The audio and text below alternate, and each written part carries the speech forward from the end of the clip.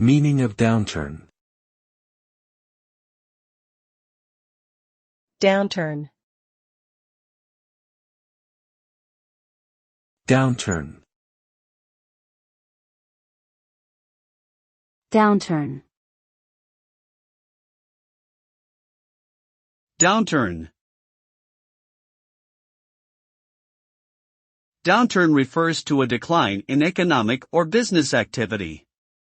It is typically characterized by a decrease in demand for goods and services, resulting in reduced production, sales, and employment levels. During a downturn, businesses may struggle to generate profits, leading to financial distress and the possibility of bankruptcy. Consumers may also face reduced purchasing power and may cut back on spending. Overall, a downturn can have a negative impact on the economy, leading to slower growth, higher rates of unemployment, and increased financial hardship for individuals and businesses alike.